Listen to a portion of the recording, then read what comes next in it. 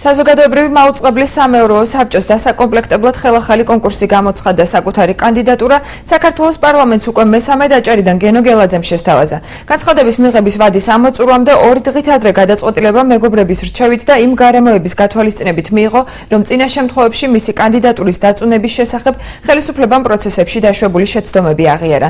პარლამენტს უარის თქმის მიზეზები არ განუმარტავს, თუმცა საკონკურსო კომისიამ განცხადების მიღების ვადის ამოწურვიდან 10 დღის ვადაში უნდა შეარჩიოს.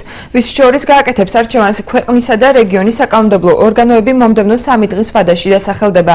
კენჭისყრა კი საბოლოო კანდიდატების დასახელებისაგან არაუგვიანეს 10 დღის ვადაში უნდა მოხდეს.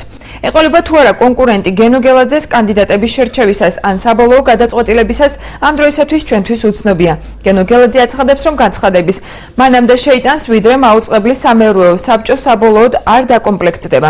9 წევრიან საბჭოში ამ დროისათვის 5 პოზიციაა ვაკანტური.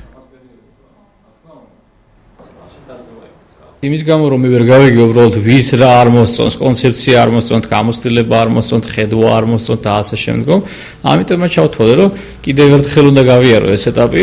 ძალიან მაინტერესებს მეორე წრეზე, ესე ვთქვათ, უკვე რა შედეგებს მივიღებთ იგივე კომისიის განხილვის დროს უმაღლეს საბჭოში და პარლამენტში. ხელისუფლებამ ოფიციალურად განაცხადა, რომ შეცდომა დაუშვა.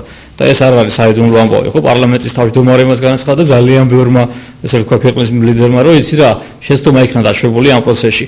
თუ რა შეცდომა დაუშვეს, ამაზე არავინ არ საუბრობს და შეცდომა ალბათ იყო ისიც, რომ არგუმენტების გარეშე ადამიანებს ეუბნებოდნენ უარს და არა მხოლოდ მე. და ამ შეცდომის გამოსწორებისთვის დაუშვათ, ხო, შანსი არსებობს.